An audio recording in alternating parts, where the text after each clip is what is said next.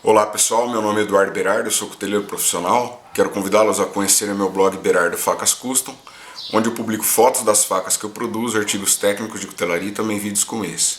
Também quero convidá-los a se inscreverem no meu canal do YouTube, assim a cada novo vídeo publicado você vai ser automaticamente notificado. O tema desse vídeo, pessoal, são os requisitos técnicos de uma faca de campo. Primeiramente nós precisamos definir o que é uma faca de campo, tá? É uma faca de trabalho pesado, uma faca robusta, uma faca forte, uma faca que serviria para um treinamento de sobrevivência, uma faca que serviria para você entrar no mato, uma faca que serviria para você trabalhar, por exemplo, na fazenda o dia todo e realizar todas as atividades com razoável eficiência, tá? Então, essa é mais ou menos a definição do que a gente trata como faca de campo. Um ponto importante a se esclarecer é que a faca de campo ela é um conceito mais flexível do que uma faca de caça. Por exemplo, o que eu quero dizer com isso? Uma faca de caça você tem que obedecer ao maior número de critérios para que você tenha uma faca excelente do que uma faca de campo. A faca de campo ela já tem uma flexibilização maior das questões técnicas para que ela seja uma boa faca, tá? Óbvio que o que eu vou falar aqui, pessoal, não é uma regra, são apenas alguns pontos nos quais eu acredito que são necessários que sejam observados para que a gente tenha uma boa faca de campo, uma boa faca de trabalho pesado, tá? Vou apontar algumas questões e quero mostrar para vocês essa faca que eu vou usar como exemplo, tá? Essa faca é o mesmo projeto de faca que eu fiz para o teste de performance de Master Smith, tá? Só esclarecendo que eu não sou Master Smith ainda, tá, pessoal? Eu publiquei o vídeo do teste e algumas pessoas entenderam que eu já era Master Smith, não sou. Foi aprovado na primeira fase. Ainda exige-se aprovação numa segunda etapa, que também é muito difícil, que eu devo fazer em Atlanta, se Deus quiser, em 2018. Bom, primeira questão com relação a essa faca, vamos começar pela lâmina, tá? Eu gosto do design drop point. Por quê, pessoal? Porque é uma ponta bem forte, tá? E mecanicamente é muito forte. Não acho que seja óbvio uma obrigação que a gente tenhamos uma drop. Já fiz camps com lâmina de Bowie, com clip point, com lâminas Arkansas, que são aquelas lâminas bem curvadas. Funcionam muito bem também, tá? Mas esse é um dos projetos que eu mais gosto. Penso que uma lâmina mínima para uma faca de campo é uma lâmina de 10 polegadas, tá? Podemos pensar numa faca de campo aí entre 10 e 15 polegadas. Normalmente eu faço entre 10 e 13 polegadas. Essa tem 10, tá? É uma medida muito legal. E aí vocês podem perguntar o seguinte: por que não maior, tá? Se a gente pensar na vegetação das florestas aqui no Brasil, nas matas, boa parte do Brasil tem matas muito fechadas. E já aconteceu comigo, eu fui participar de um treinamento pela academia de polícia, e eles montam patrulhas com 5 ou 6 pessoas, e eu fui escolhido para ser o homem facão. Normalmente eles pegam o mais fortinho da equipe para fazer a função de homem facão, que é o cara que vai abrindo a picada, abrindo a trilha, e segundo a orientação do homem que vai com a bússola, vai apontando direção, né? E para essa atividade eu levei um facão que eu tinha, nem fazia faca na época, um facão industrial que eu apelidei de Napoleão, e ele tinha 55 centímetros de lâmina. E eu abri picada por 14 horas seguidas. E eu sofri pelo menos o dobro do que eu deveria ter sofrido. Por quê? Porque justamente pelo fato do facão ser muito grande, 55 centímetros só de lâmina, se você está num ambiente de mata muito fechado, quando você levanta o facão para abrir o mato, ele enrosca nas coisas, tá? Então, quando a gente pensa num bom facão, dependendo do ambiente em que você vai usar, não adianta ser uma lâmina grande demais, porque eu levantava ele para poder cortar e abrir a picada, abrir a passagem. Quando eu levantava, ele já enroscava em alguma coisa, tá? Então, para aquele ambiente, foi na Serra da Mantiqueira, né? Na Serra do Mar aqui do estado de São Paulo. Participei de alguns treinamentos lá. Se nesse ambiente, por exemplo, ou ambiente similar com mata fechada, você tiver com uma lâmina um pouco menor, vai funcionar melhor, tá? Porque o facão não vai ficar enroscando o tempo todo. Me lembro de ter sofrido absurdamente e se tivesse com uma faca menor, um pouco, teria tido um resultado melhor, tá? Um ponto que eu acho importante é a largura da lâmina, tá? Uma lâmina larga, você concentra mais massa numa mesma área, tá? Então eu tenho possibilidade de ter mais peso nessa região, justamente porque eu preciso de peso para essa faca. Essa faca eu vou trabalhar batendo, né? Cortando, batendo as coisas como se fosse um machado, por exemplo. Então eu preciso ter massa. Para isso, vocês podem notar que ela tem um dorso espesso. Essa faca aqui tá com mais ou menos 7 milímetros de dorso, tá? Normalmente as facas de campo eu faço entre 6 e 8 milímetros de dorso. Eu já fiz até com 9 e pouco, mas também não há necessidade disso.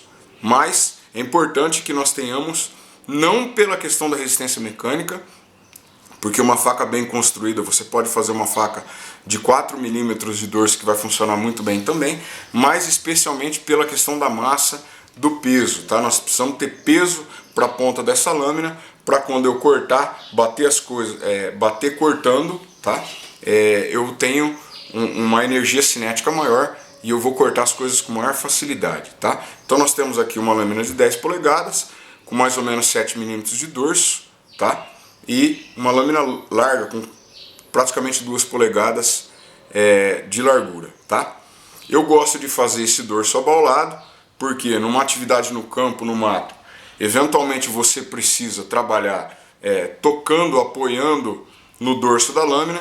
Se o dorso estiver suavemente abaulado, esse toque vai ser mais ergonômico, não vai machucar tanto a sua mão, como se nós tivéssemos um dorso quadrado em cima, tá? Essas quinas vivas podem machucar a sua mão ao toque, tá? Outra questão importante. Nós temos que pensar na faca de campo como se fosse um machado. Então nós carecemos aqui de uma geometria de fio mais espessa, mais robusta, com mais massa perto do fio da faca. Para quê? Justamente para que eu possa cortar coisas duras, coisas firmes, sem ter nenhum tipo de deformação no fio, tá? Então lembre-se da gente fazer uma faca mais robusta, mais forte. Lembrem-se que eu já citei num dos meus vídeos a respeito de um cliente que comprou uma faca de cozinha que tem uma geometria de fio bem mais agressiva, porque a faca de cozinha ela deve cortar os alimentos com facilidade, sem esforço, e foi para o mato, tá? E produziu deformações, quebrou a ponta da faca, fez dentes no fio, justamente por quê? Por causa de um uso errado de uma faca projetada para um determinado fim, utilizado para um outro fim completamente diverso, não tendo nada a ver uma aplicação com a outra. Então, vamos lembrar que cada faca tem a sua aplicação, tá? A sua construção.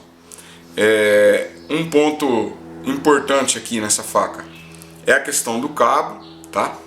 Nós temos um cabo com uma massa muito maior, tá? Um cabo muito mais volumoso.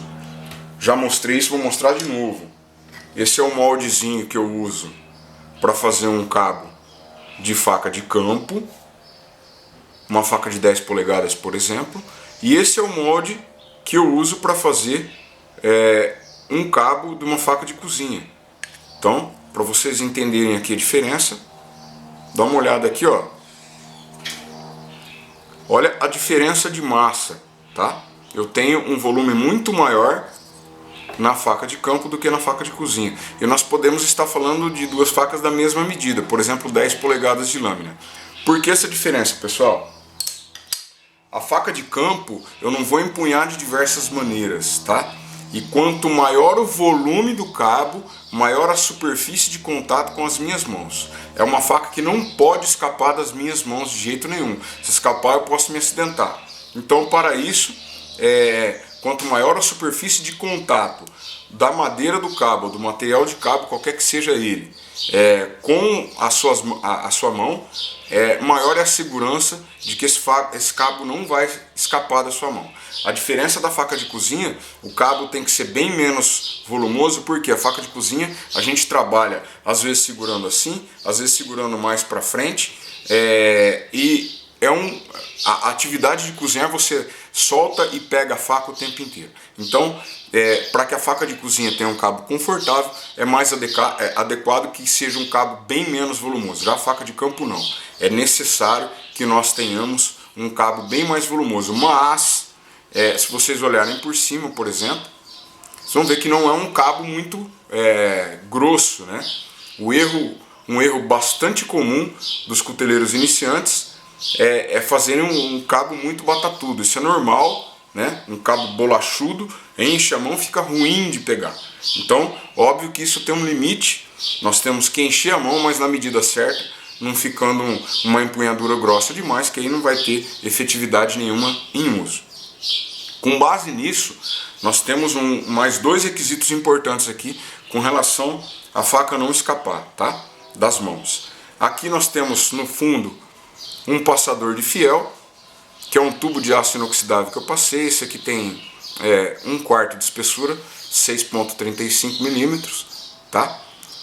Acho imprescindível para uma faca de campo, justamente porque imaginem nessa atividade, nesse treinamento que eu falei para vocês que eu participei, que eu fiquei 14 horas trabalhando com facão, tá? E o facão não tinha fiel. Eu me recordo que um colega de academia, Wagner, da turma de aspirantes de 94, depois de algumas horas cortando lá a madeira, óbvio que o braço se cansou, o antebraço se cansou, abrindo o mato, e ele já desgastado, o facão escapou, bateu no joelho, fez um corte imenso, e tiveram que mandar uma patrulha para socorrer, levar para o hospital, teve que suturar o joelho. Então isso, dependendo da atividade do local que você está, isso pode expor inclusive a sua vida a risco, tá? Então acho imprescindível para uma faca de campo, uma faca de trabalho pesado, que nós tenhamos um passador de fiel. Essa faca eu estou fazendo para um cliente que vai usar para esse tipo de atividade, e eu vou mandar a faca com fiel, tá? Uma outra questão importante, lembrando também que às vezes ele pode estar trabalhando na beira da água, ou pode estar trabalhando embarcado num barco e etc, e tendo fiel evita o acidente da faca eventualmente cair no rio, cair no mar e você perder a faca. Um outro ponto que eu acho imprescindível também numa faca de campo o pino, tá? No caso aqui eu coloquei um pino mosaico, um pino único, atravessando a espiga, que é um requisito de segurança a mais, justamente porque essa faca vai trabalhar o tempo todo mediante impacto, tá? Então é interessante um passador de fiel. Nós temos a guarda. Essa guarda aqui, ela tem a parte de trás bem ergonômica, ela é toda abauladinha, toda confortável, tá? Justamente para não atrapalhar as mãos. O cabo ele tem que ter um volume tal onde você possa usar, inclusive calçando luvas nas mãos. Eventualmente você está trabalhando com uma luva, está cortando alguma coisa, então tem que ter uma sobrinha justamente para eu calçar a luva, tá? E poder usar o cabo com conforto, tá? Vocês podem ver que a parte de trás é bem mais larga do que o começo do cabo, justamente para quê? Para que essa faca não escape para trás, tá? Que eu tenha mais agarre aqui. Vocês podem ver que a parte do dedo indicador e anular aqui, eu tenho um cavado bem acentuado aqui, tá? Onde eu vou poder ter o apoio, uma segurança maior das mãos, tá? Um ponto importante é onde colocar o passador de fiel. Cada cuteleiro pensa de uma forma diferente. Eu gosto de colocar aqui na parte de cima, próximo à garupa do cabo. Por quê? Porque se essa faca balançar, ela dificilmente vai me acertar de volta, tá? Algumas pessoas gostam de pôr mais na parte de baixo e eu acho que esse pêndulo ele fica mais desequilibrado e a faca pode bater em você. Por isso eu coloco ela mais aqui, onde o ponto de equilíbrio fica mais assim, do que se eu colocar assim, ela inclina um pouquinho mais. No balanço ela pode me acertar de volta, caso essa faca escape da minha mão e fique presa no fiel, tá? O fiel acho que tem que ser ajustado, não é um fiel muito bambo, que passe facilmente pelas mãos e nem que tenha muito espaço do pulso para a faca. Minimamente para a pessoa conseguir trabalhar com conforto, mas não um fiel que dê uma distância muito grande, justamente por causa desse balanço e a faca poder acertar o usuário, tá? Um exemplo fantástico de faca de campo são as campeiras gaúchas, as mais robustas, as largas. Elas não têm o requisito da guarda, mas tem o gavião que é feito na própria lâmina da faca, que é um projeto fantástico que eu sou muito fã, tá? Quero esclarecer uma coisa importante. Algum tempo atrás, um rapaz me contatou por e-mail. Ele queria que eu fizesse uma faca para mato, tá? Mas ele queria que eu fizesse uma faca com 12 milímetros de dorso, ou seja, praticamente o dobro da espessura dessa faca, numa faca de 5 polegadas de comprimento, tá? Metade do comprimento dessa faca aqui, tá? E eu expliquei várias vezes, falei, ó, não tem aplicação prática nenhuma de a gente colocar tanta massa, especialmente numa faca de lâmina tão curta, tá? Então, pessoal, nós precisamos, os cuteleiros, os clientes compreenderem que o espírito da cutelaria custom é justamente criar especificamente a melhor ferramenta possível que vai proporcionar o melhor desempenho possível nas mais variadas aplicações práticas. Por exemplo, uma faca de abrir mato é isso. Se eu preciso de uma faca para trabalhar a carcaça de um animal, para abrir um peixe ou para trabalhos menores, o ideal é que eu tenha uma segunda faca menor, tá? Que tem uma geometria de fio bem menor, mais agressiva, uma faca mais delicada para eu trabalhar com facilidade outros tipos de trabalho, fazer com mais perfeição, com mais tranquilidade, outras funções que não a função, entre aspas, de machado de abrir mato do que uma faca de campo, tá? Não adianta a gente colocar os dois projetos numa mesma faca, porque ela não vai fazer bem feita nenhuma das duas coisas. Você vai pegar aí uma faca de 5 polegadas, fazer extremamente robusta, extremamente pesada, como ela não tem comprimento suficiente, ela não vai ser boa para abrir mato, para você cortar madeira para fazer um abrigo, e ela também não vai ser boa para você abrir um peixe, para você trabalhar na carcaça de um animal, numa caça, por exemplo, tá? Então não adianta querer colocar as duas coisas no mesmo projeto, não vai funcionar bem, não vai fazer nenhuma das duas coisas bem. E eu expliquei, e o rapaz foi muito renitente, muito insistente. Por fim eu acabei dizendo o seguinte, ó, sinto muito, não posso aceitar o projeto. Ah, mas eu pago, eu sei que você paga, mas eu não faço. Por quê? Porque ficaria um projeto bizarro, um negócio bizonho, esquisito, e aí vai estar escrito lá, Berardo, num projeto bizonho, né? Então, pessoal, o meu conselho para você, cuteleiro, é que você não aceite algum projeto que vá contrário àquilo que você acredite como sendo um bom projeto de faca. Se for uma coisa muito bizarra, não faça, e eu me esforcei ao máximo para poder explicar para esse cliente que não adianta eu querer colocar todas as aplicações para uma única faca. Pô, você vai para o mato, você vai fazer um treinamento de sobrevivência, você vai para qualquer que seja a circunstância. Você prefere uma faca pequena ou uma faca grande? Eu prefiro uma grande e vou explicar por quê. A faca grande, pessoal, ela faz tudo que a pequena também faz. Com alguma dificuldade, mas também faz. Então, por exemplo, eu posso pegar essa faca aqui e trabalhar a carcaça, abrir um peixe pequeno, alguma coisa assim, tá? Vou ter uma certa dificuldade, mas consigo fazer. Mas é difícil de eu imaginar eu abrindo mato com uma faca de 4 ou 5 polegadas de lâmina, tá? Não vai fazer função. Você pode falar assim, eu vou usar ela, eu vou usar um porrete para cortar, mas para abrir mato não dá. Então, se você vai pensar numa única faca, eu pensaria numa faca maior, de uma dimensão dessa para cima, tá? Agora, por exemplo, o dono dessa faca, ele encomendou duas, pediu para que eu fizesse essa primeiro, depois eu vou fazer uma faca bem menor, uma lâmina bem menor, né? Num mesmo design, um design semelhante, mesmo padrão de damasco, mesmo material de cabo, para que ele tenha as duas facas para uso em tudo. Eu falei, com essas duas facas você vai poder fazer tudo. Então, uma faca de trabalho pesada e uma faca de trabalho mais delicada. É a mesma coisa, pessoal, que a gente pensar num alicate, né? Os dois aqui, ó, os dois são alicates, tá?